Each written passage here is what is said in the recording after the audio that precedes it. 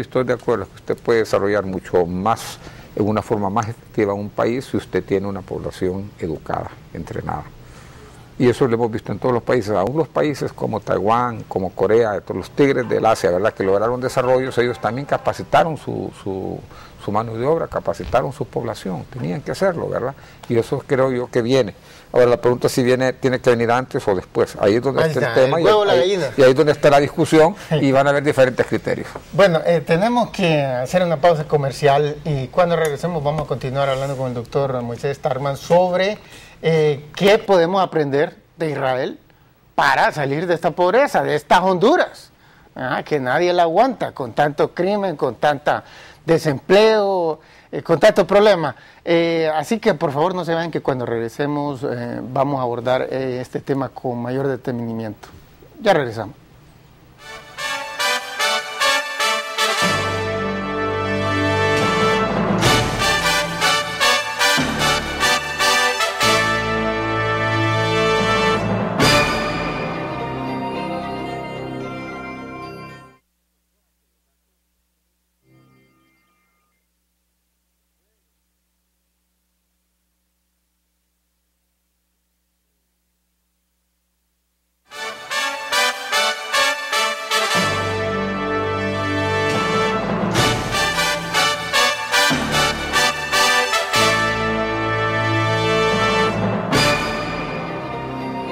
Bueno, estamos de regreso hablando con el doctor Moisés Starkman sobre Israel, lo que puede darnos de ideas positivas para sacar a Honduras de la pobreza y el subdesarrollo.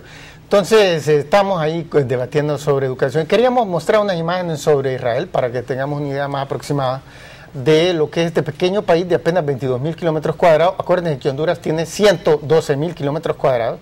Es como más de 5 veces más alto. Es un país sumamente árido, es un país, está en una de las zonas más... Esa es Masada. Sí, de las zonas más desérticas del mundo. Israel no es tan completamente desierto como, por ejemplo, en la península arábica, pero no es ni remotamente algo tan floreciente y verdoso como Honduras. Es un país árido y montañoso, no se presta para la agricultura, pero es famoso por sus técnicas avanzadas de agricultura. Entonces eso nos dice nuevamente que cuando se usa la cabeza se le encuentra cualquier cosa, aun si se tienen las peores condiciones, aun si se tienen las peores, ese creo que es Tel Aviv, aun si se tienen los peores recursos naturales, o si casi no se tienen porque el territorio es diminuto, aún se encuentra. Oficialmente la capital es Jerusalén, pero casi nadie la reconoce a nivel mundial como tal. ¿Y usted dónde tenía la embajada? ¿En Tel Aviv o en Jerusalén? La embajada estaba ubicada físicamente en Tel Aviv, pero la presentación de las cartas credenciales son en Jerusalén. Ah, ya. Pues Tel Aviv... Si no se va a Jerusalén a presentar las credenciales, no hay embajador. Aún el de Egipto presenta sus cartas credenciales en Jerusalén. Ya, eso no lo sabía. Ahí está lo que es Beit Hanasí, que significa la casa presidencial. Y ahí es donde todo embajador tiene que presentar las credenciales al presidente del Estado en su residencia oficial. Entonces tiene como 3 capitales: la oficial política, que bueno, no la reconoce. Tiene la capital financiera, que es Tel Aviv, y la capital industrial, que es Haifa. No, también, bueno, Tel Aviv es Tel Aviv cubre. Tel Aviv ya se ha juntado, más o menos como San Pedro Sula, con 2, 3 ciudades, 4 ciudades alrededor, que ya se vuelve una sola metrópoli, un área metropolitana. Sí, ese es el país, ¿verdad? Esa es la cosa. Este país, pues decíamos, tiene grandes problemas con el agua, por ejemplo. Todos los países del Medio Oriente tienen enormes problemas. Pero ellos la encuentran, y la gente no se tiene que estar bañando como gatos lamiendo aquí en Honduras, porque nunca hay agua, pese que llueva cántaros, al punto de que la gente se ahoga por miles. Pero como aquí manejan las cosas de la manera más carente de profesionalidad. Esa es la Knesset. Ese es el Parlamento. La Knesset se llama en hebreo. Exacto, el Knesset, y adoptaron un sistema parlamentario porque fueron colonia británica, no por mucho tiempo, pero después de la Segunda Guerra Mundial. Es una herencia del sistema británico, ¿verdad? Sí. Porque hay mucha gente que cree, eso también se basa en el precepto bíblico de que había un Knesset, que eran 130 miembros, allá hay 130 miembros. Sí, pero no, entre el sistema presidencialista y parlamentario, digo yo, adoptaron el británico por haber sido colonia o por algún otro motivo. No, bueno, hay gente que cree que el sistema parlamentario es mucho mejor y le responde más directamente a la población que el sistema presidencialista. No hay correlación en tasas de crecimiento. Mira Inglaterra, tiene $34,000 de ingresos per cápita, los Estados Unidos tienen 46,000. Pero no todo es tasa de crecimiento. Tasa de crecimiento es importante, pero es uno de los elementos que conforman. Usted puede tener algunos lugares con dinero, con recursos, y que la vida no necesariamente es mejor que en otro Todavía país. todo el mundo tiene que ejercer servicio militar, inclusive las mujeres.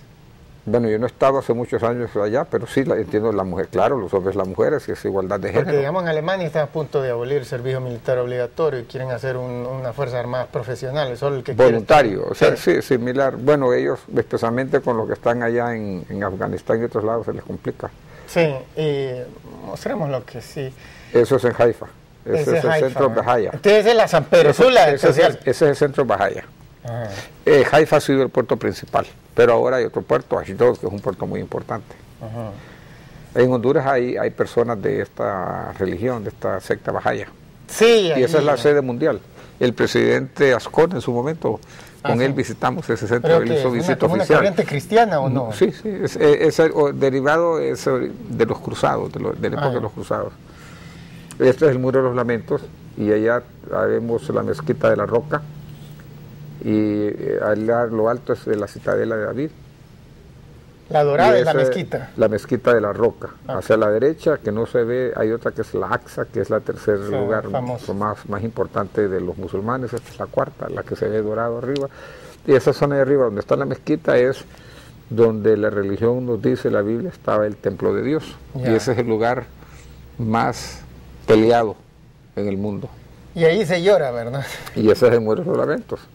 Sí, vi que mucha gente dice que Israel, bueno, que ha abusado de su situación. Ese es el muro exterior de lo que era el templo de Dios, del que habla la Biblia, que habla la Biblia, que llegó Jesús a sacar los mercaderes. Ese es abajo, ahí ese es el muro exterior. Sí, ese es muy visitado por los turistas, el Muro de los Lamentos. Y todo, porque todo eso es parte de lo que es el centro, uno de los principales de tres religiones. De los hondureños que han ido allá me cuentan que esa es una de las primeras cosas. Su hermano estuvo allá.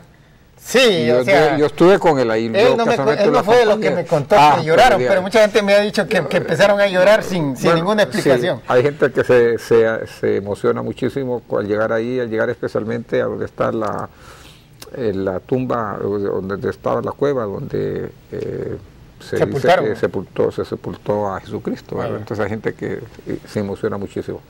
Pero mire, bueno, hay que recordar que la situación actual de Jerusalén, que está bajo control israelita, es cuando en 1947 los ingleses se retiraron y Naciones Unidas propuso una división de un Estado palestino de Israel, y con Jerusalén siendo administrado por Naciones Unidas, y los israelitas lo aceptaron la propuesta, pero los árabes no.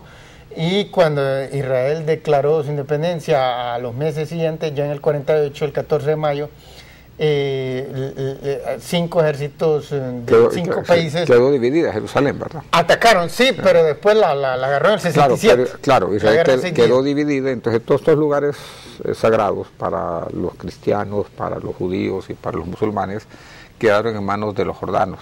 Los lugares sagrados. Hasta el 67. Hasta el 67, que vino la guerra de los 6 días, y entonces Israel ocupó hasta toda la margen occidental del río Jordán, que incluye la ciudad de Jerusalén.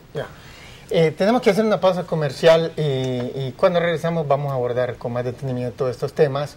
Desviamos un poco el aspecto económico, pero es necesario tener una visión más de conjunto de un país. Así que no se vayan, que ya regresamos en unos cortos minutos.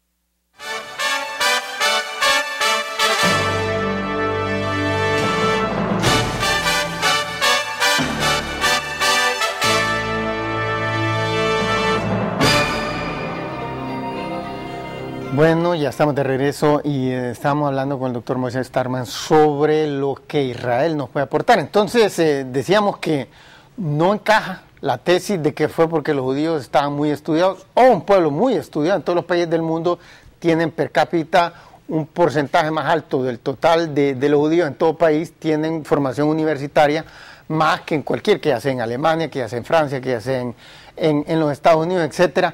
Vemos el fenómeno, no hay duda que es un pueblo muy abocado al estudio, a la ciencia, pero los datos no encajan con las tasas de crecimiento. Y dice el doctor que las tasas de crecimiento no dicen todo, pero el punto es que el siguiente: el nivel de desarrollo total de un país, que lo medimos por ingreso per cápita medio del poder adquisitivo, depende de la acumulación de esa tasa de crecimiento en el curso de la historia de ese país. Entonces, una vez que tiene eso, casi siempre coinciden todos los otros datos. Por ejemplo, no encontramos ni un tan solo país que sea rico, que sea desarrollado, que tenga un ingreso per cápita alto, o sea, más de $20,000, que tenga bajos niveles de mortalidad infantil o una media de vida baja o altos niveles de corrupción. De paso, acaba de salir el último informe de Transparencia Internacional en Berlín, y nuevamente Honduras apareció de los países más corruptos del mundo, y los países europeos de Occidente, que son todos desarrollados, Norteamérica, todos esos aparecieron con niveles altos. Entonces miramos, ¿cuáles son los países más corruptos del mundo? Los países del África subsahariana, que son los que tienen el ingreso per cápita más bajo del mundo. Ellos también tienen los niveles de mortalidad infantil, la media de vida más baja, los niveles de escolaridad más baja.